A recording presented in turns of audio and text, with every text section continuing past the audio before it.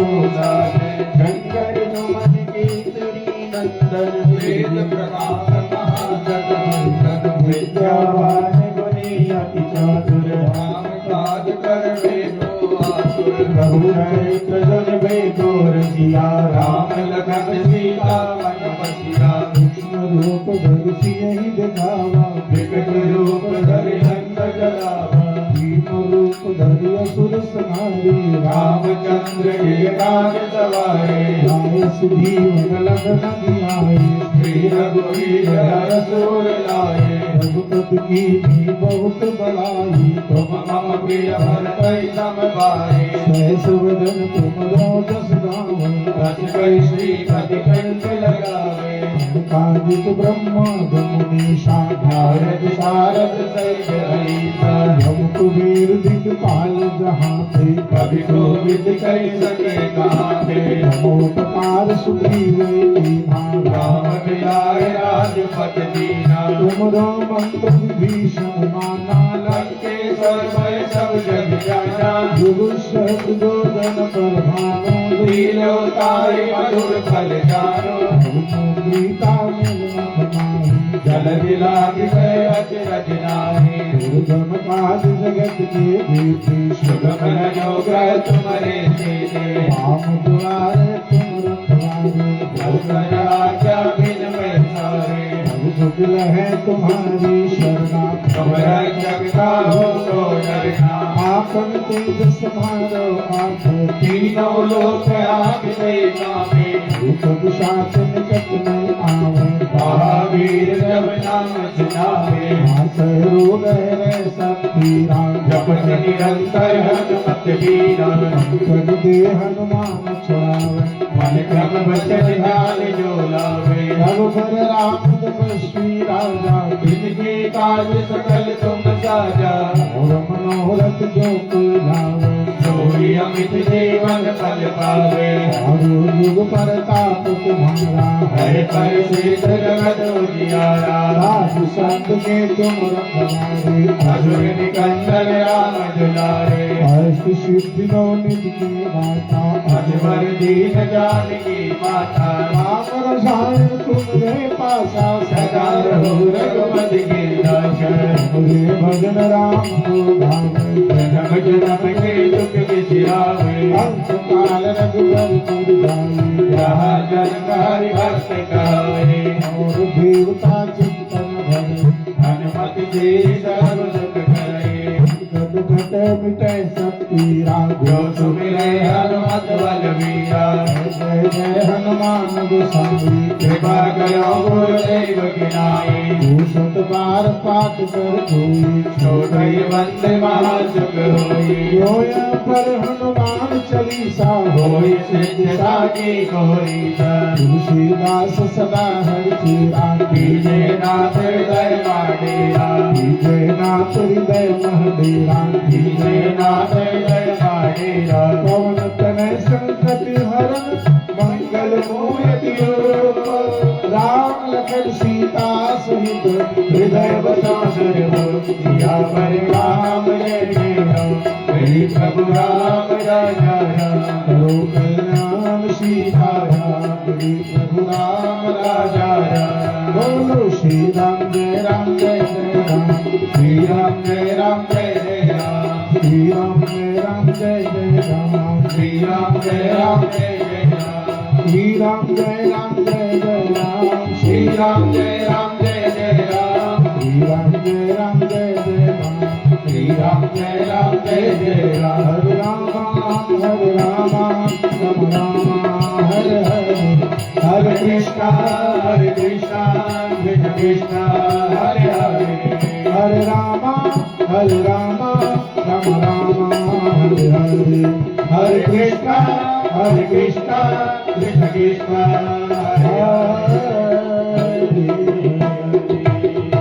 बोलिए राजा रामचंद्र भगवान की बोलिए श्री शंकर भगवान की बोलिए श्री वृंदावन बिहारी लाल की बोलिए भागवत भगवान की बोलिए श्री व्यास जी महाराज की जय जय श्री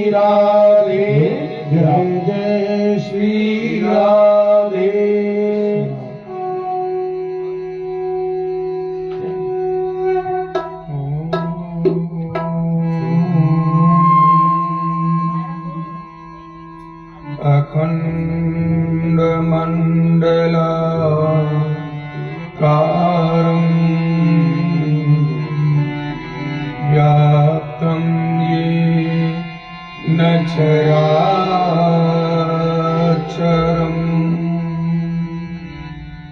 तत्पदं दर्शितं येन तस्मै श्री गुरुवे नमः। व्यासं व्यासकरं वन्दे मुनिनारायणं स्वयं यतः प्राप्त कृपालोका लोका मुक्ता कलेर्गृहा यस्य तुण्ड अच्युतरच्युतो राजतेयं रसात्मकम्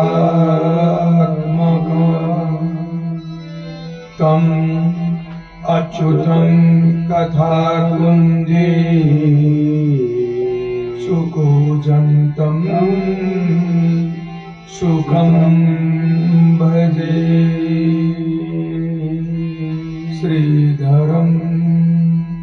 श्रीधरं वन्दे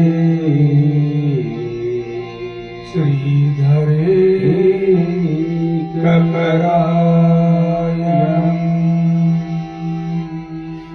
यस्य वे श्रीप्रसादेन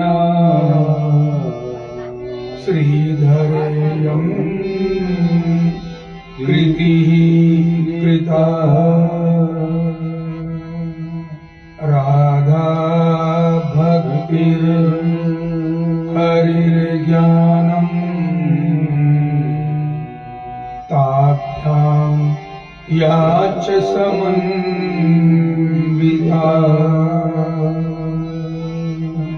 तां श्री भागवतीं गाथा वन्दे युगलरूपिण।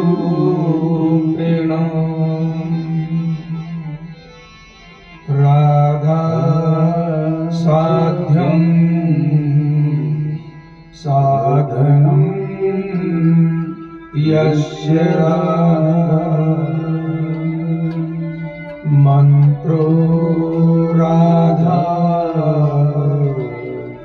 मंत्रदात्री च राधा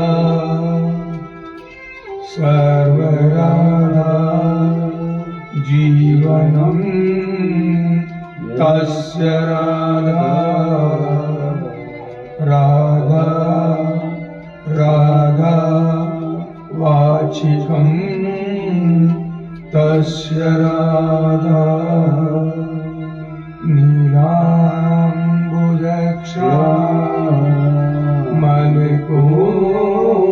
नीलाम्बुजक्षामलकोमलाङ्गं सीता समारोपितवामभागम्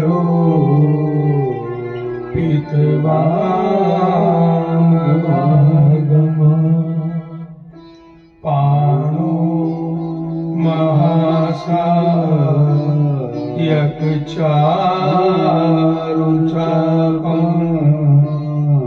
नमामि रामं रघुवंशनाथम्।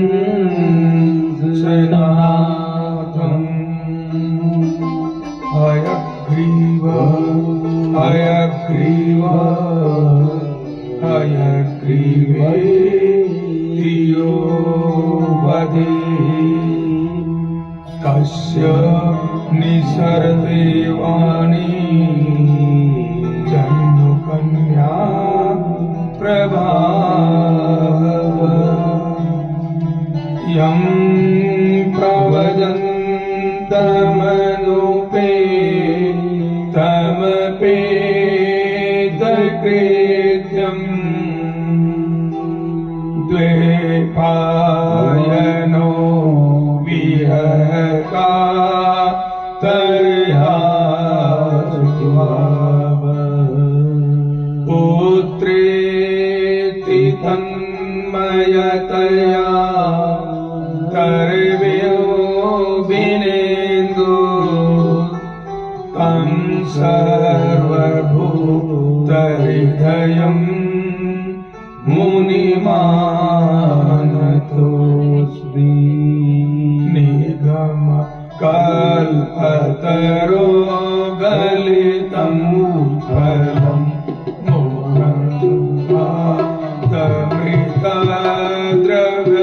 मोहमृतद्रव्यसंयुतं पिबत भागवत रसमालयं मुहुर्मुहुः रसिका भुवि भावुका मुहुर्मुहुः रसिका भुवि भावुका।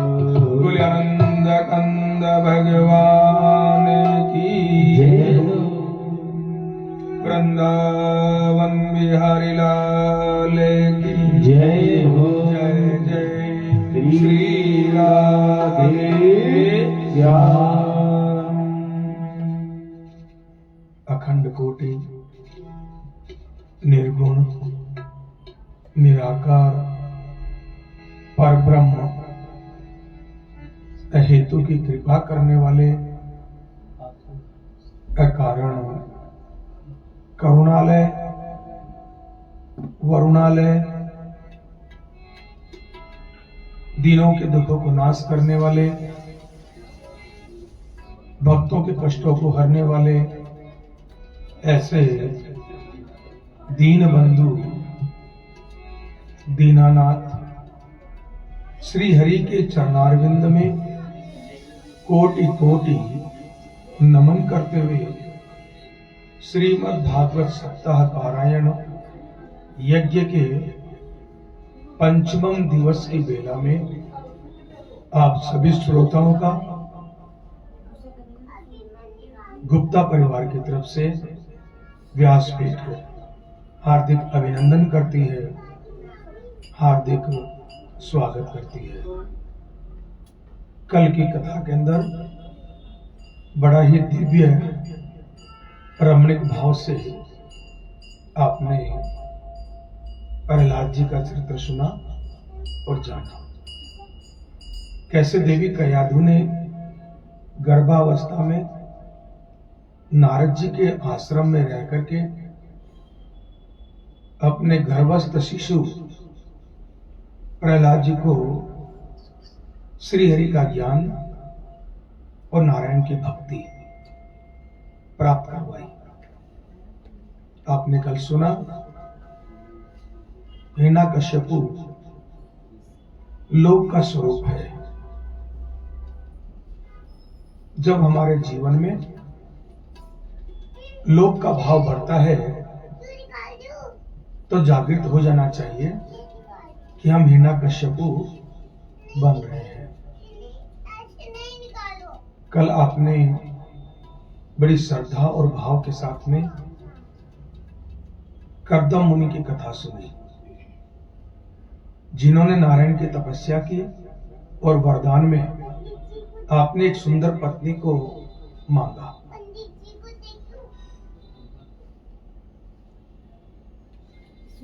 मन में एक विचार उत्पन्न होता है कि नारायण की भक्ति की कर्दम जी ने, और नारायण प्रकट भी हो गए। नारायण ने कहा वरदान मांगो, तो कर्दम जी ने कहा कि मेरे को सुंदर पत्नी चाहिए। क्या इसके लिए भक्ति की जाती है? क्या पत्नी के लिए तपस्या की जाती है? जब साक्षात नारायण सामने थे तो पत्नी की जगह सायुज्य मुक्ति भी तो मांग सकते थे। यहां पे सुंदर पत्नी ही क्यों मांगा? इसमें भी एक रहस्य है। बिना गृहस्थ आश्रम में जाए आदमी के ऋणों की मुक्ति नहीं होती। जो 3 ऋण मैंने आपको बताए कथा में, देव ऋण, देवताओं का कर्ज, ऋषि ऋण, ऋषियों का कर्ज और पितृ ऋण। इन तीनों ऋणों से मुक्ति जब तक आप गृहस्थ आश्रम में नहीं जाएंगे तब तक इन तीनों ऋणों से मुक्त नहीं हो सकते। और कहते हैं दो लोगों की कभी गति नहीं होती। एक, कोई भी व्यक्ति किसी भी प्रकार का ऋण बिना चुकाए चला गया, ऋण चुकाने के लिए दोबारा जन्म लेना पड़ेगा। दूसरा, किसी भी व्यक्ति के साथ वेर का भाव लेकर के चला गया, उस वेर को निपटाने के लिए पुनः जन्म लेना पड़ेगा, तो साहिज्य मुक्ति नहीं हो सकती। कल आपने ये भी सुना कि हिरण्याक्ष और हिरण्यकश्यप का दूसरा अवतार, दूसरा जन्म रावण और कुंभकर्ण के रूप में हुआ। क्यों? क्योंकि यहां हिरण्याक्ष और हिरण्यकश्यप प्रभु का साथ वेर भाव को लेकर के चले गए। जीते जी वेर का भाव उन्होंने समाप्त नहीं किया, इसलिए उनको पुनर्जन्म लेना पड़ा। तो कर्दम मुनि इस विषय को जानते थे कि बिना गृहस्थ में जाए तीनों ऋण से उऋण नहीं होऊंगा, और जब तक ऋण चुकाऊंगा नहीं तो मुक्ति का मार्ग बनेगा नहीं। कितना सुंदर भाव गृहस्थ आश्रम का है। शास्त्र लिखते हैं धन्योस्ते धर्म गृहस्थ आश्रम। बड़ा धन्य गृहस्थ आश्रम को बताया गया। क्यों? ये चारों ही वर्णों का और चारों ही आश्रमों का पालन करने वाला है। ब्रह्मचारी आश्रम हो तो हमारे बच्चे हुए ब्रह्मचारी आश्रम में, उनका पालन पोषण करते हैं माता पिता। तो माता पिता कहां पे है? गृहस्थ आश्रम में। अपना स्वयं का पालन पोषण हम खुद करते हैं, हम कहां हैं? तो गृहस्थ आश्रम में। इससे ऊपर जाते हैं तो सासू मां बैठी हुई सामने, वृद्धाश्रम आ गए, वृद्धावस्था। वानप्रस्थ आश्रम इनका चल रहा है। तो इनका भी पालन पोषण, इनकी आवश्यकताओं की पूर्ति पुत्र और पुत्र वधू करते हैं। तो पुत्र और पुत्र वधू पुनः गृहस्थ आश्रम में, तो गृहस्थ आश्रम ही वानप्रस्थ का भी पालन पोषण कर रहा है, और गृहस्थ आश्रम ही संन्यास आश्रम, जो हमारे सन्यासी लोग हैं, इन लोगों का भी भरण पोषण गृहस्थ आश्रम करता है।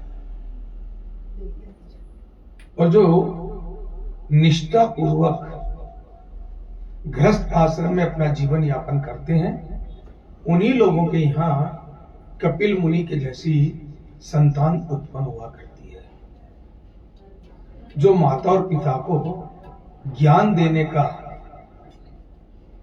सामर्थ्य रखती है। अब जैसा मैंने आपको बताया कि भागवत के सभी पात्र हमें ही हैं, तो कर्दम भी आप ही हैं। कर्दम का अर्थ होता है जो अपने मन इंद्रियों का दमन करता है। 5 ज्ञानेंद्रिय हैं, 5 कर्मेंद्रिय है और 1 मन। इन 11 इंद्रियों के ऊपर जो दमन कर लेता है उसको कहा जाता है कर्दम। जो कर्दम होते हैं उन्हीं के जीवन में धर्म पत्नी के रूप में देवी देवहूति ही प्राप्त होती है। देवहूति किसको कहते हैं? देवताओं को आहुत करने वाली बुद्धि का नाम देवहूति है। हम अपनी बुद्धि से देवताओं को आहूत कर लेवे, उनको बुलाने की, उनको वश में करने की सामर्थ्य जब हमारे अंदर आ जाती है तो हम ही बन जाते हैं देवहूति। तो इंद्रियों का दमन करने वाले, देवताओं को अपनी ओर आकर्षित करने वाले ऐसे लोग जो होते हैं वही कर्दम और देवहूति कहलाते हैं। और उन्हीं के यहाँ पर संतान के रूप में कपिल मुनि जैसे बच्चे पैदा होते हैं, जिनकी कथा कल आपने सुनी। कल आपने मनु शत्रुपा जी के 3 कन्याओं का वृत्तांत तो सुना। लेकिन दो पुत्र हुए, प्रियव्रत और उत्तानपाद। ये कथा हमारी कल अधूरी रही। तो पहले उत्तानपाद का चरित्र मैं आपको थोड़ा सा सूक्ष्म शब्दों में सुनाऊंगा। इस कथा में मैं विस्तृतता में नहीं जाऊंगा, क्योंकि कथा थोड़ी वैराग्य की तरफ लेकर के जाती है, और मेरे को वैराग्य वाली कथा इस समय में अभी नहीं चाहिए। मनुसूत्रभुज के प्रथम पुत्र उत्तानपाद हुए। उत्तानपाद के बाबू के चरणों में चढ़ा दिया, बहुत बढ़िया। उत्तानपाद की दो पत्नियां बताई गई हैं हमारे ग्रंथ के अंदर। एक का नाम है सुरुचि और दूसरी का नाम है सुनीति। दोनों ही पत्नियों से उत्तानपाद के एक एक पुत्र हैं। सुनीति का जो पुत्र है उसका नाम है ध्रुव, और सुरुचि का जो पुत्र है उसका नाम है उत्तम। एक समय की बात है, ध्रुव 7 साल के थे। राजगद्दी पे उत्तानपाद बैठे हुए हैं। मनु महाराज के बाद ये राजा बने थे। बालक ध्रुव दौड़ता हुआ आया और अपने पिता की गोद में बैठ गया। उसी समय में उत्तानपाद की दूसरी पत्नी, जिनका नाम सुरुचि है, ये आई और आकर के ध्रुव का हाथ पकड़ करके पिता की गोद से नीचे उतार दिया और एक ताना दे दिया, यदि तेरे को पिता की गोद में बैठने का शौक था तो तेरे को मेरी कोख से जन्म लेना चाहिए था, सुनीति की कोख से जन्म नहीं लेना चाहिए था। उत्तानपाद को सुनीति ज्यादा प्रिय नहीं लगती थी। मानो सुनीति का तो उसने त्याग ही कर रखा था। सुरुचि के साथ ज्यादा रहते थे, उससे ज्यादा प्रेम करते थे। तो सुनीति को इस बात का सुरुचि को बड़ा अहम है। ध्रुव को नीचे उतारा तो ध्रुव को बड़ा कष्ट हुआ। रोते रोते अपनी मैया सुनीति के पास में गए और जाके मैया की शिकायत करने लगे, मैया मेरे को सुरुचि मैया ने पिता की गोद से उतार दिया, बहुत बुरी है मैया। बालक के मन में अपनी सौतेली मां के प्रति को गलत भाव ना जाए, इसलिए सुनीति कहने लगी, नहीं पुत्र, सुरुचि मैया ठीक है तो कहती है, तो उनके यहाँ पैदा होता तो तेरे को सब ठाट बाट मिलते, कौन गलत बात तेरे से कही? उन्हीं की कोख से जन्म लेता तो तेरे को पिता की गोद का अधिकार मिलता। तो मैया मैं आपकी कोख से जन्म लिया तो पिता की गोद का अधिकार छिन गया मेरा। तो मैया समझाने के लिए कहने लगी कि पिता से भी बड़ी एक और पिता होते हैं। बोले वो कौन? बोले वो परम पिता। तो मैया मेरे को परम पिता की गोद में बैठना है, भगवान की गोद बता दी, मेरे को परम पिता की गोद में बैठना है। बोले बेटा परम पिता तो बड़े तप करने से मिलते हैं, बड़े बड़े ऋषि मुनि ज्ञानी जंगल में जाकर के तपस्या करते, तब कहीं जाकर के वो परम पिता प्राप्त होते हैं। अब 7 साल का ध्रुव मां ने कह दिया और परम पिता से मिलने का भाव दिमाग में बैठ गया। रात्रि के समय सुनीति मैया सो रही है। सोते हुए मैया को प्रणाम किए और रात्रि में ही जंगल के अंदर निकल गए। भगवान की तलाश करने के लिए, भगवान को खोजने के लिए, परम पिता को प्राप्त करने के लिए जंगल में चले गए। और जैसा कि मैं आपसे कहता हूं कि प्रभु की कोई लीला बिना नारद जी के परिपूर्ण नहीं होती। तो उसी समय जंगल के अंदर भगवान श्री हरि का कीर्तन करते हुए श्रीमन्नारायण भवतारायण, श्रीमन्नारायण भवतारायण, श्रीमन्नारायण नारायण नारायण, श्रीमन्नारायण नारायण नारायण।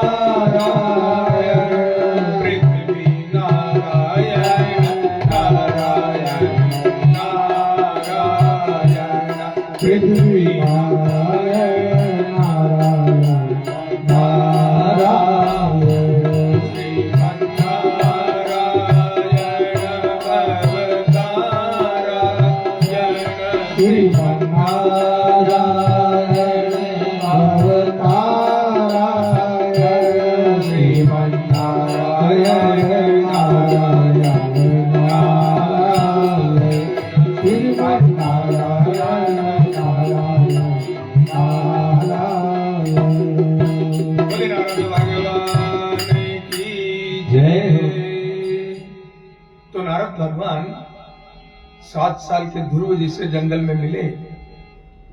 तो नारद जी को जैसे ही मिले तो ध्रुव ने नारद जी को प्रणाम किया और कहने लगे कि हे मुनि, हे संत जी, मेरे को परम पिता को प्राप्त करना है, आप मेरे को परम पिता से मिलने का मार्ग बताइए।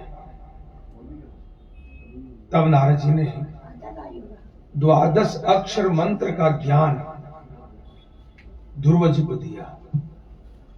नारद जी गुरु बने, ध्रुव जी शिष्य बने हैं। 12 अक्षर मंत्र, 12 अक्षर मंत्र कौन सा होता है?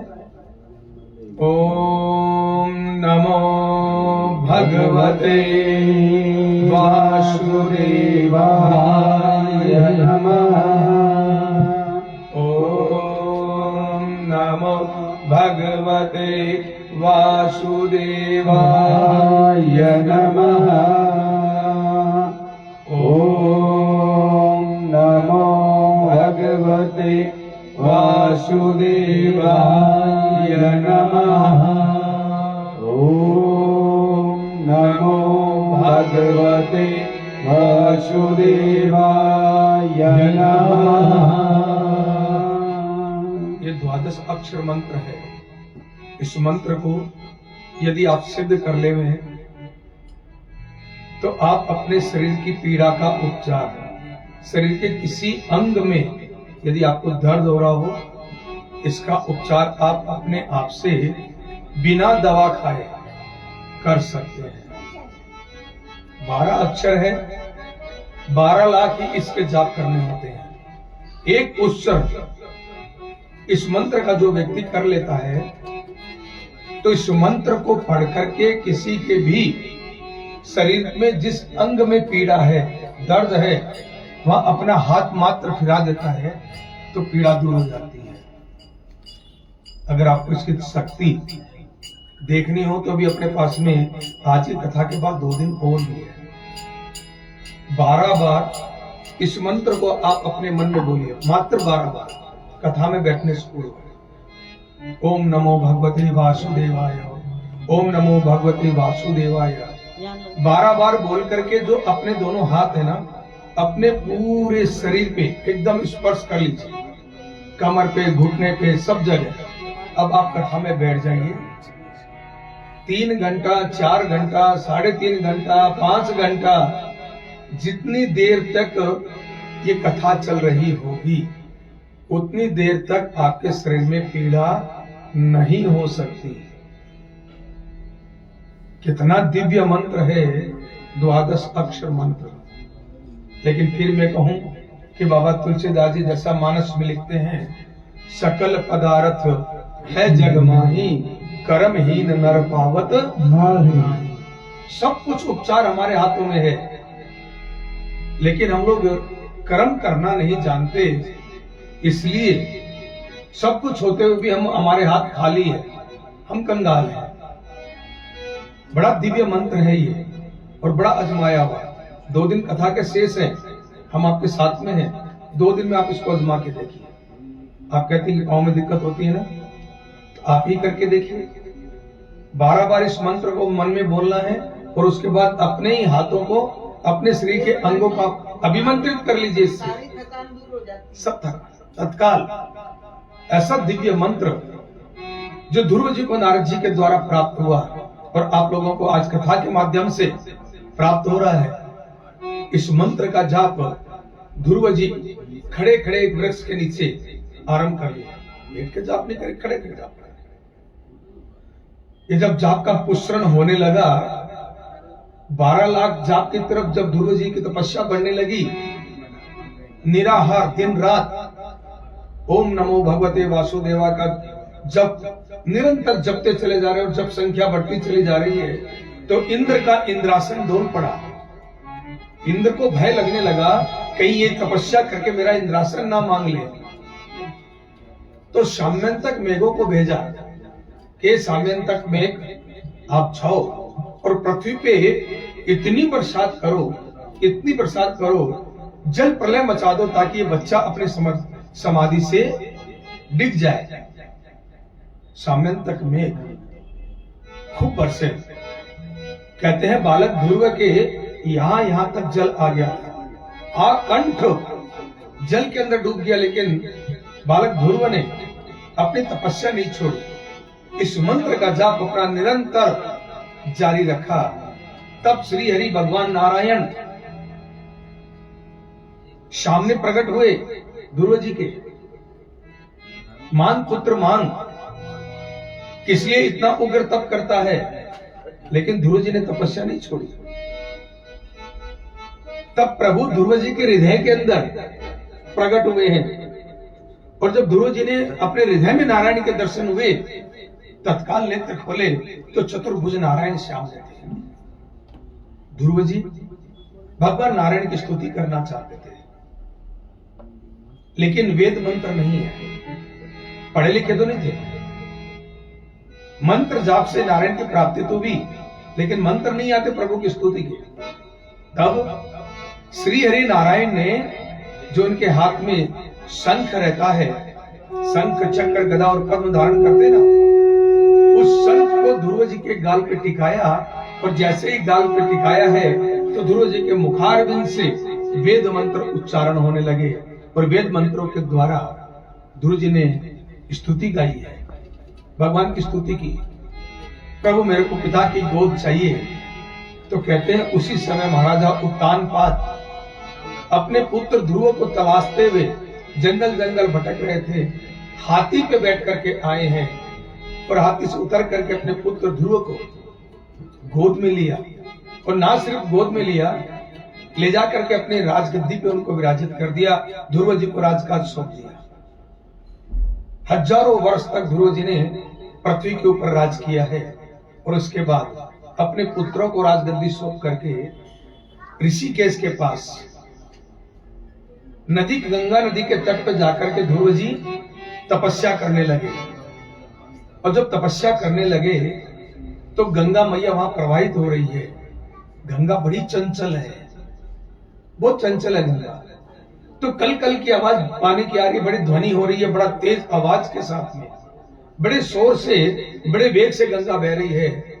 ध्रुव जी को तब मंत्र जप करने में ध्यान भटक रहा था गंगा की आवाज से।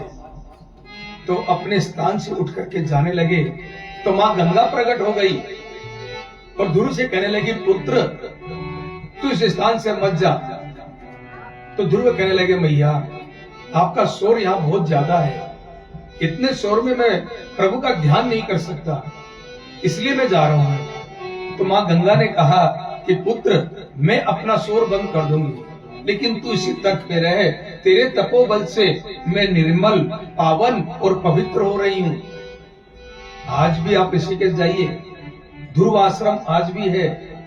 ध्रुव आश्रम पे आप जाएंगे तो ध्रुव आश्रम से आपको पीछे भी गंगा का शोर मिलेगा, ध्रुव आश्रम से आगे बढ़ेंगे तब भी आपको गंगा में आवाज मिलेगी, लेकिन पर्टिकुलर ध्रुव आश्रम का जो स्थान है वहां गंगा एकदम शांत होकर के बहती है। और जब इस लोक से जाने का ध्रुव जी का समय आया तो स्वयं मृत्यु देवता उनके सामने प्रकट हुए।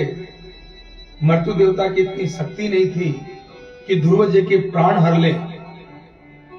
तो ध्रुव जी के सामने मृत्यु देवता अपना विमान लेकर के घुटनों के बल पृथ्वी पर बैठे और अपनी गर्दन को झुका दिए।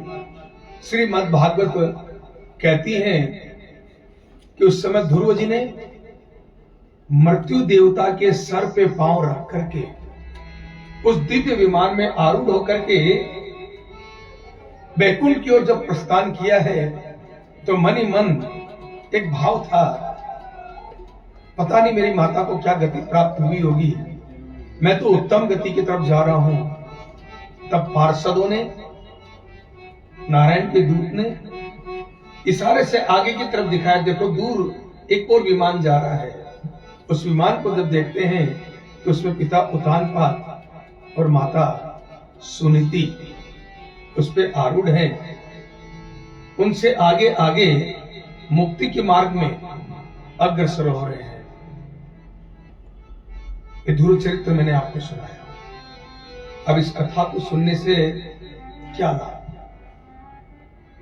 एक जानकारी जरूर मिल जाती है कि हमारे भारतवर्ष में ध्रुव नाम के राजा हुए थे और उनका जीवन ऐसा रहा।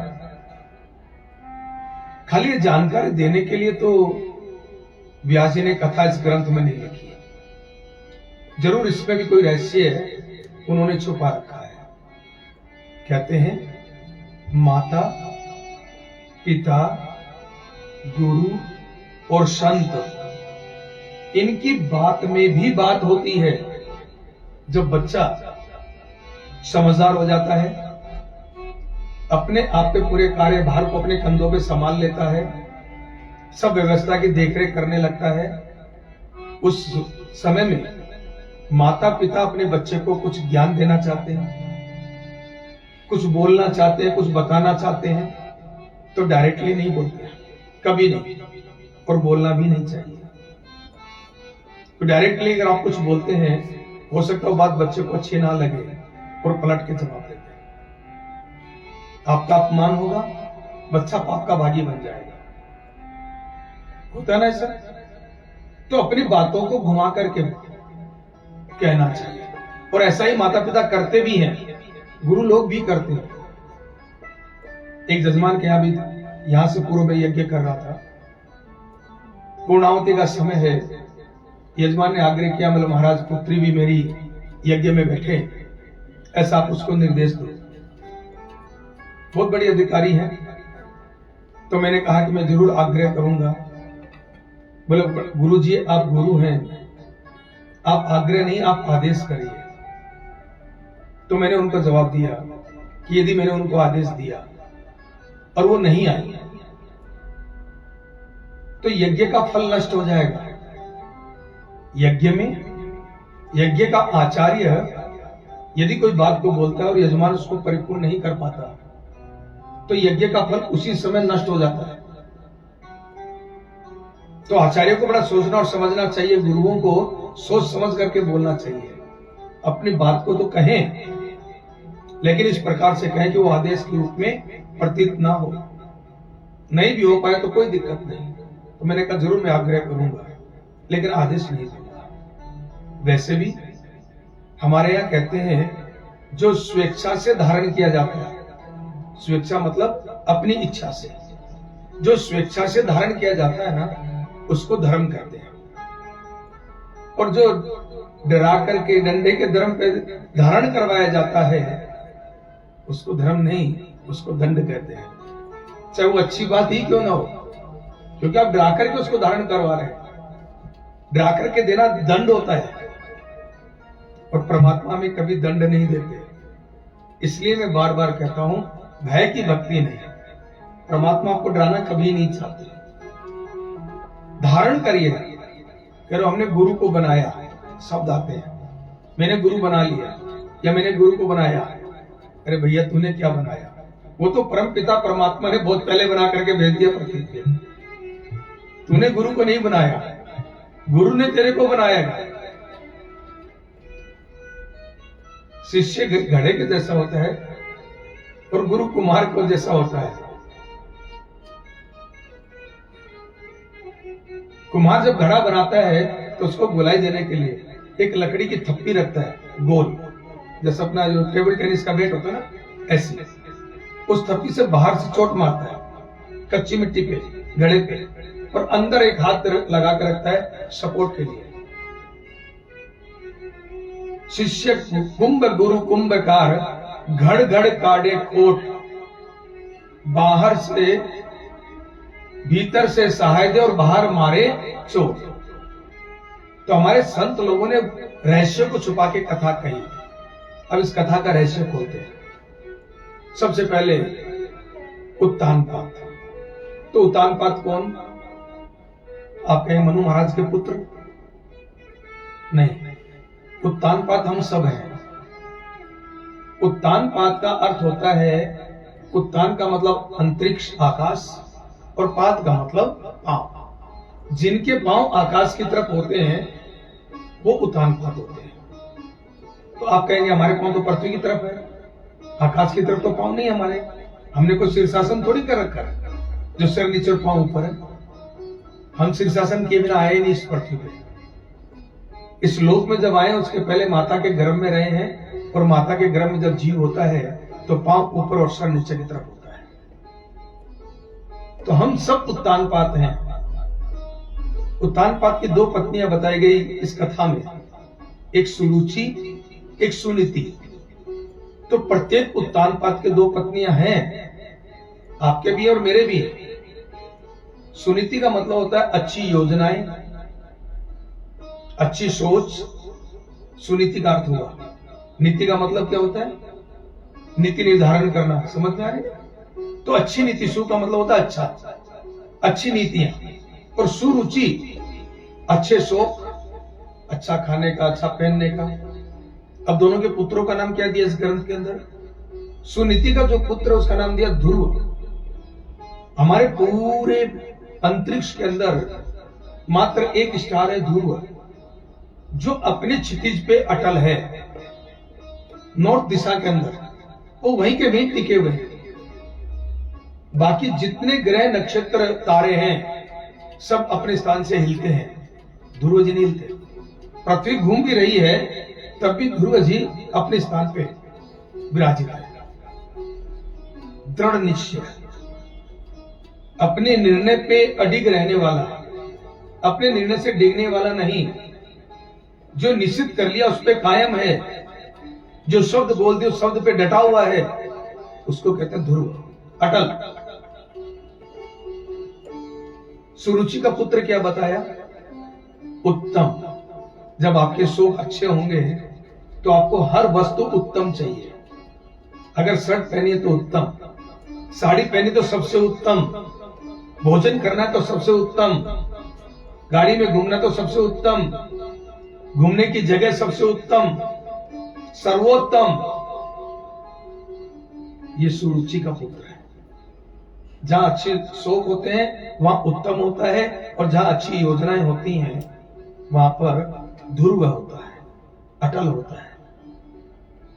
ये इस कथा का सार है। अपने आप को समझिए और ध्रुव बनाने का प्रयत्न करिए। उत्तानपाद तो आप हैं।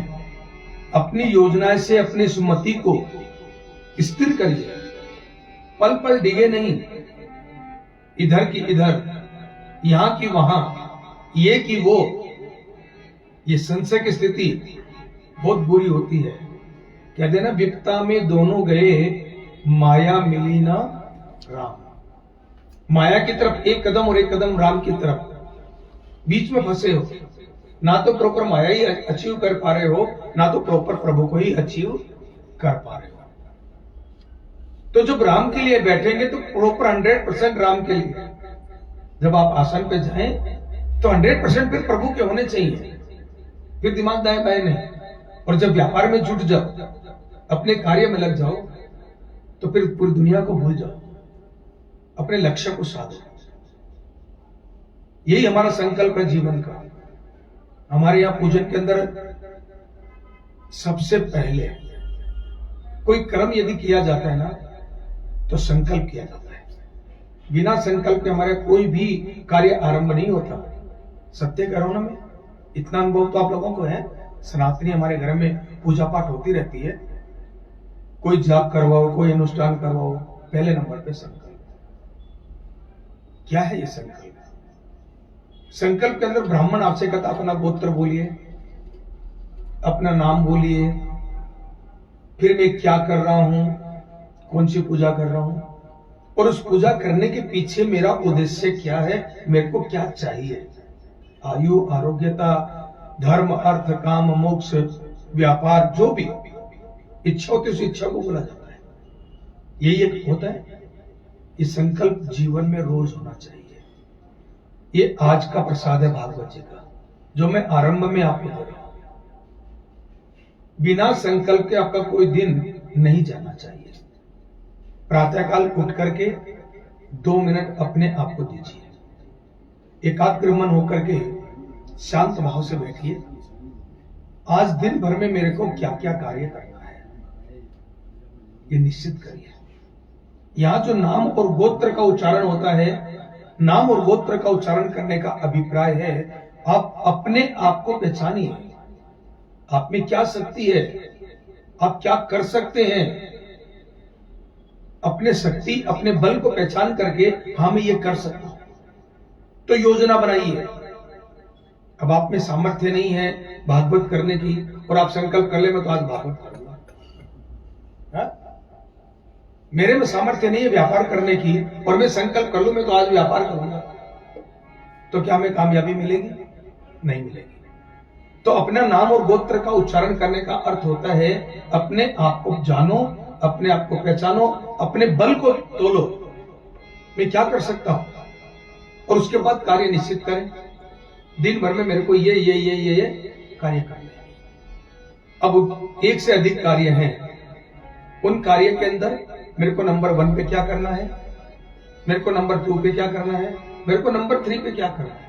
अर्थात कौन सा कार्य मेरे लिए ज्यादा महत्वपूर्ण है, उसको नंबर 1 पे, उससे कम महत्वपूर्ण कौन सा है नंबर 2 पे, उससे कम महत्वपूर्ण कौन सा उसको नंबर 3 पे। सबसे ज्यादा महत्वपूर्ण कार्य नहीं छूटना चाहिए। अगर आपने ये निश्चित नहीं किया तो जो आपसे बहुत कम महत्वपूर्ण है उस काम में तो आप जुटे हुए हैं, और जो महत्वपूर्ण कार्य वो शाम तक पूरा नहीं कर पाए, आप अटक गए। उसको निश्चित करें।